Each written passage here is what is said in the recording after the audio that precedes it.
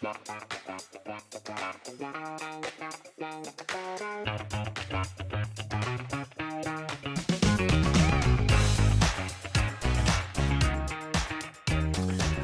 and welcome to the inaugural edition of Tang Soo Do Focus, a podcast about all things Tang Soo Do related. I am a fan and a practitioner of the Korean martial art of Tang Soo Do, and if you're listening to this podcast, you're probably just as excited and geeked out on it as I am. My name is Steve Paterini. I am a 5th Dan in Pyeonghwa Kunan Association of Tang Soo Do. I have studied at Middlesex Tang Soo Do Academy, located in Old Saybrook, Connecticut, for the past 26 years, under the tutelage of Gwanjanim Master Stephen Volker, who has been my teacher, friend, and mentor for many years, and I have some of the technical abilities to share some of my thoughts and perhaps even include other Tang Soo Do practitioners in this podcast as episodes go by. And I'm excited to begin and talk to you about my own personal Tang Soo Do journey and how I have gotten to this place, which I'm currently recording in the summer of 2023. So, full disclosure, in this first episode of Tang Soo Do Focus, the podcast, I will be regaling you with stories of my personal Tang Soo Do journey. In the future, my hope is to have interviews with other Tang Soo Do instructors and masters and talk about technique and philosophy and other topics that are generally more Tang Soo Do focused, if you will. But I thought it was good to give a introduction and a explanation of my own personal Tang Soo Do journey. And if that is not of interest to you, I don't blame you, and I hold no grudges. And I would encourage you to please check out other episodes of this podcast because they might be more your speed. But if you're willing to indulge me and listen to my own personal journey as a student of Tang Soo Do that I continue to be to this day, please stay tuned for the next 20 minutes or so. And I don't know, I hope it's a somewhat interesting story and will give you some context for my future episodes of this podcast. So just wanted to forewarn you about that. I thought I might begin by just going a little bit over my personal martial arts journey over my lifetime. I actually, as a 7th through 12th grade student in high school, was on the wrestling team. I was not a very athletic young man, and wrestling did teach me persistence and how to deal with a great deal of suffering. The conditioning process for wrestling is legendary, and while I was not necessarily a successful wrestler, winning lots of matches, I very rarely got pinned because I was too stubborn to let somebody do that to me. And again, it taught me a lot about toughness and persistence and conditioning. And so when I entered my martial arts training period a few years later, I had already been through some pretty serious physical trials, we'll call them. And so the physical aspects of studying martial arts didn't deter me, and I was not as exhausted or sore or just shocked by the muscles that were hurting and things like that when I first started training in martial arts. Another good thing about wrestling was it gave me a great sense of body awareness and balance, and just generally allowed me to be familiar with how to move and center of gravity, hips, things like that of course come into play later in my martial arts training. So as I mentioned, wrestling gave me my first taste of martial arts, or gave me a good foundation for my future career. And when I went off to college at Rochester Institute of Technology, one of the multiple choices for physical education credits were martial arts, and there were several different options offered. And I remember going to a open enrollment where they had all the different teachers and coaches out there at tables trying to draw you into their particular disciplines. And I remember being struck by how cool the uniforms looked for the gentleman who was teaching Northern Shaolin Kung Fu. And of course, with the old David Carradine series back from the 70s that I had grown up on, I was like, oh yeah, Kung Fu is for me. And I had the distinct pleasure of training under Sifu Jean Duto, who was a stylist of Northern Shaolin Kung Fu. And for most of my 4 years of college, intermittently, off and on, there were periods of intense training and periods where I just kind of ghosted and walked away from it to focus on other more important academic endeavors. But boy, that was my first introduction to martial arts: punching, kicking, forms, sparring, and I just couldn't get enough of it. A good friend of mine, Tom, and I used to spar in the elevator lobby in the dorm that we lived in, and it was one of the highlights of our week. We'd show up early and stay late, and then go back to the dorm and continue to train and work on self-defense moves and sparring and techniques. And of course, we got into nunchucks and throwing stars and Bruce Lee movies and all the other good stuff that goes along with that. 19, 20 years old, I refer to that as my foaming at the mouth martial arts period, because I was just so absolutely enthralled with it. And, young and still in shape from my wrestling years, I was able to pick it up quite easily. And the only problem with my Kung Fu career at college, I would say, or training period, was that every time there was a testing coming up, it also coincided with the end of the semester, and I had a very time-intensive major, and since that was actually what I was going to school for, I would end up missing the testing because I just didn't have the time to train and participate in that. So I did train for the better part of 4 years, never achieved rank, although rank in Kung Fu seemed to come a lot slower than it would in other martial arts. You might test only once every 18 months, 2 years to get to the first or second rank. But regardless, I learned a lot, made some great friends, and it was my first introduction to martial arts, and something that I thought that I would enjoy and like to continue to do for the rest of my life. And that took me through probably the age of 22 and my senior year of college. So I finished college and my Kung Fu training up in Rochester. I moved back home to Manchester, Connecticut, where I grew up.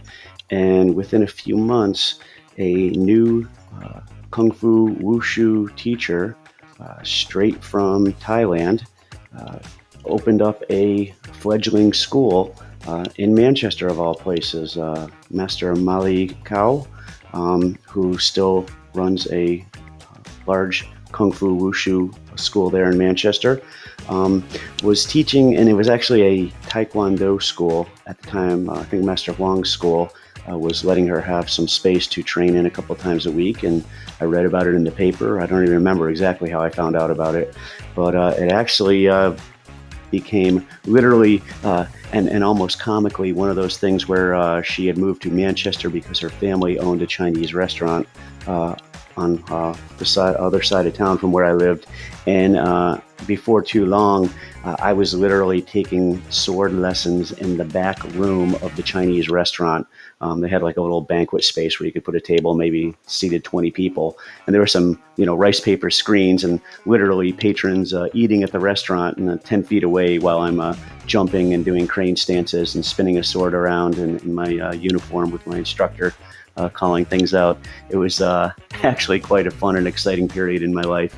Mali was new to America, knew very little English, and was terribly excited. I had a good foundation in the basics of Kung Fu stances and things like that from my training up in Rochester. And she was a nice lady and a lot of fun. The emphasis was more on form. We did almost no self-defense techniques, which was something I was very interested in at the time as a young man. Thought the whole world was out to get me.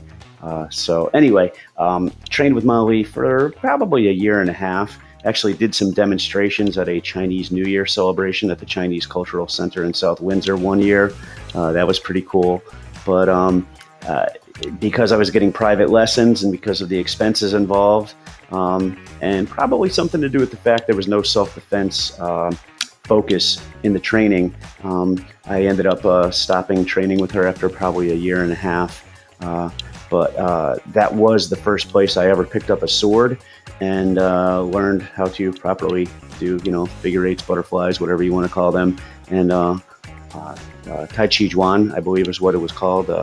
And it was Tai Chi sword, very graceful, a lot of controlled, slow moves, but also some fast and dynamic things. And it was a great time, but again, just another chapter in my growth and development before I began training in Tang Soo Do. So, at about age 23 or 24, I stopped my martial arts training.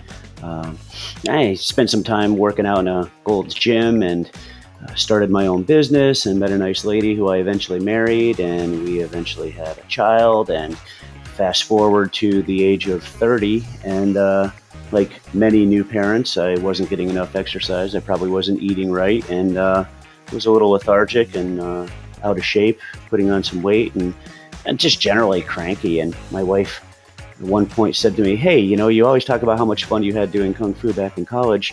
Why don't you start taking karate again?" And I said, well, that wouldn't be a bad thing to do. At the time, my son was about 18 months, maybe 2 years old, toddler running around. It was kind of a wild time.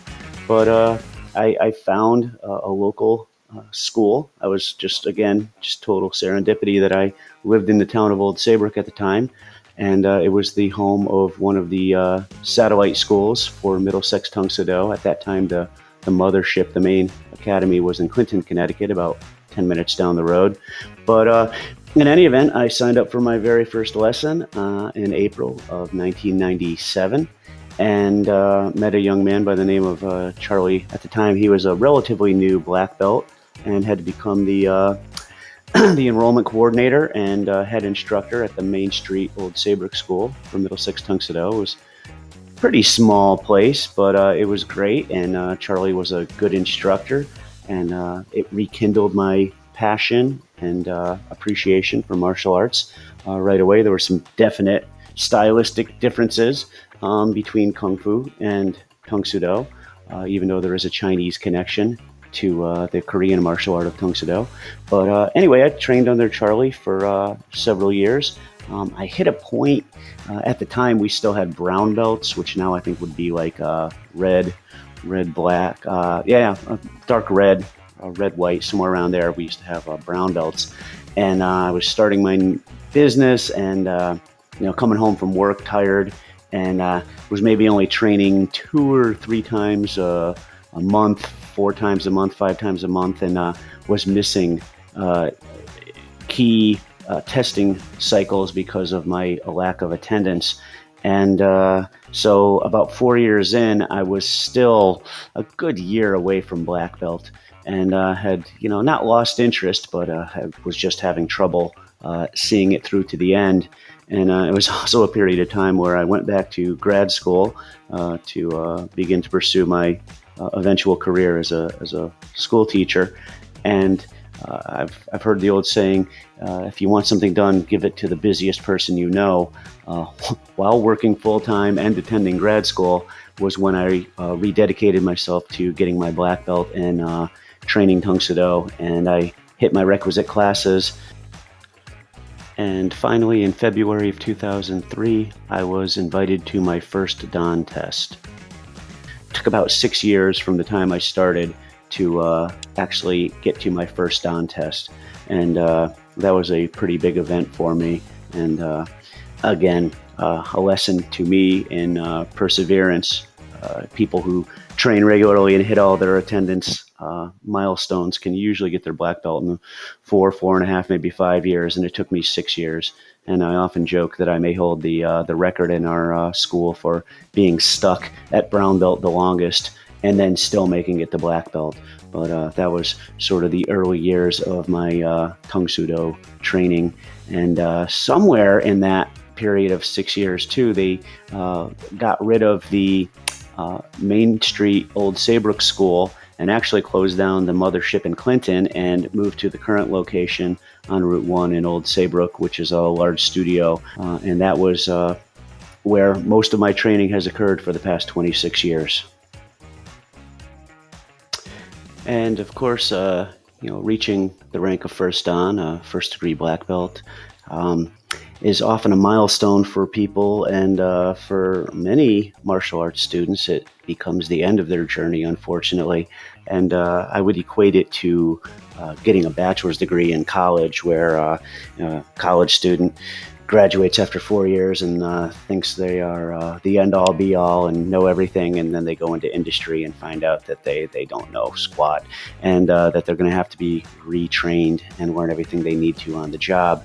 I think, again, what a college degree signifies is that you have a level of teachability, and that you can follow instructions and have some level of persistence and responsibility that would make you a useful employee to train.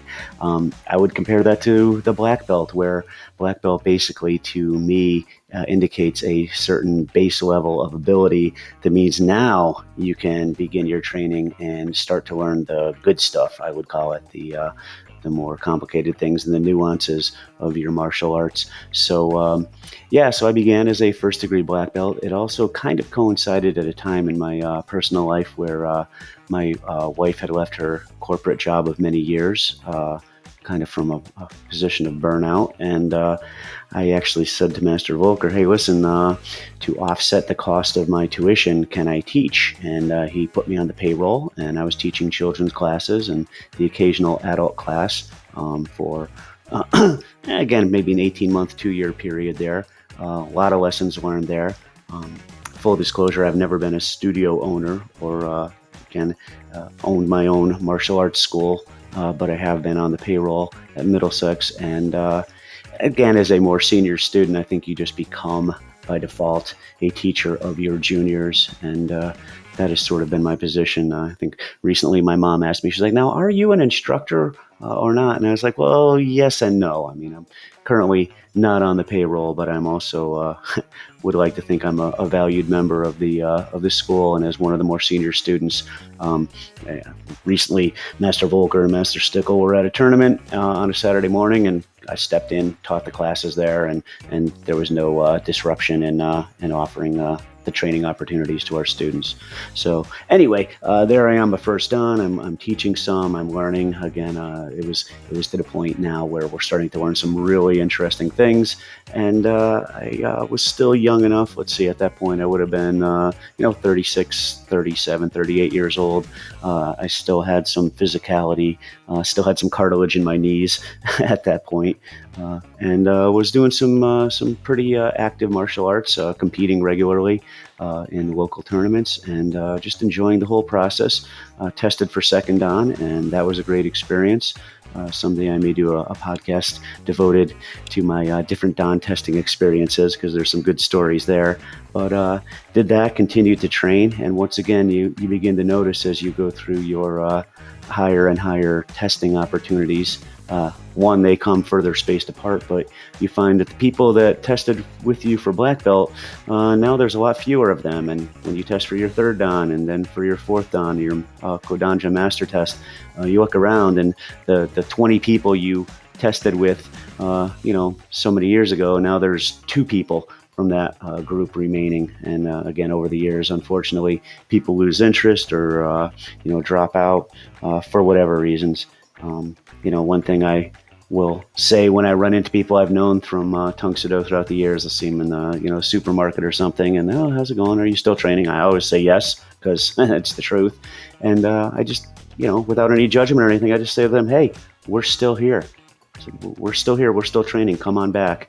And one of my great pleasures of the past maybe 20 years or so has been to see people who have been away for long periods of time return, and sometimes bringing their children with them. They go off, kids that have gone off to college and started their lives and careers, and then come back in their 30s or 40s with their children and tie the belt back on. That's a pretty cool situation as well. So that was a lot of fun.